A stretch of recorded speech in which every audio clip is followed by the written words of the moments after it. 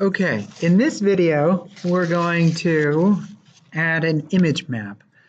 And it's a little bit more complicated than doing a rollover. It's kind of like doing the remote rollover where we need to ID one of the images.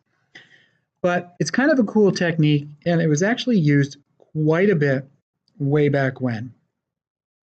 But it's a little bit image heavy, so it can tend to like kind of slow down a site if you use it too much. You know, it's a lot of images loading and stuff like that.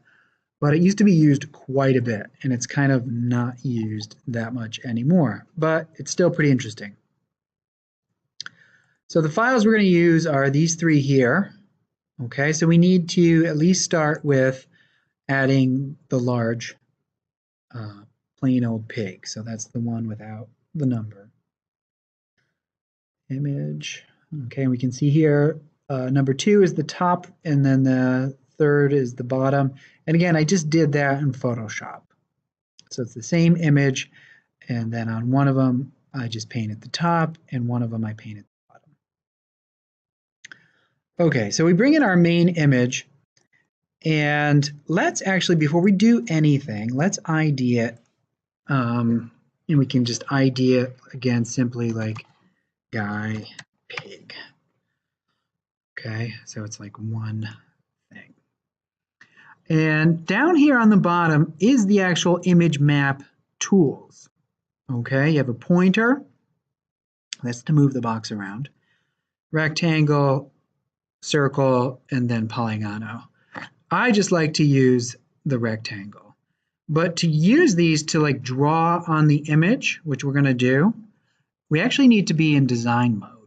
So we can see the tools here in live mode, but we can't use them. Why that is, I don't know. So I'm going to switch to design. It's one of the few times you really need to switch to design. And let me move some of these aside. We're going to be using our behaviors in a second. I'm going to move right down here. So I'm going to take my image map tool, and I'm going to click on the rectangle. And I'm going to just, come on, rectangle. There we go. I get the little pointer. I'm going to left click and drag. Okay, and on the bottom, I'm going to make another hotspot. So those are hotspots I just created. And you can see right here in the properties of them, I can make them links. I can give it an alt tag info. I can make it a rollover, which we're going to do in a second. Okay, so let's go ahead and do that. So you can see the map is right here. Okay, this is the top map and this is the bottom map.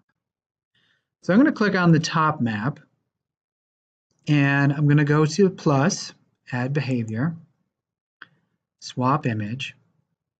And this is actually up here where we need to just kind of select the original JPEG. And then browse. I'm going to pick the top one, hit OK. And then hit OK again. And then I'm going to pick the bottom map, swap image,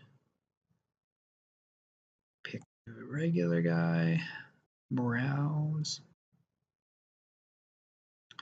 and that's it. One thing I haven't showed you is that here, like if you want to get rid of a behavior, you can hit the minus sign. And also, like there's other things here. Like you could have it like on click, on blur. You know, there's some weird keyboard events you could have happen. Typically on mouse over is the one, but you could do it on click. So like it's not on click, but if they, you know, on mouse over, but on click, you know, something happens. But let's just see what this looks like. I'm going to switch to live view, quick preview.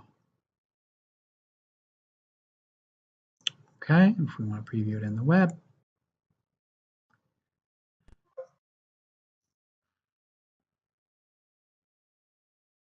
And there we go.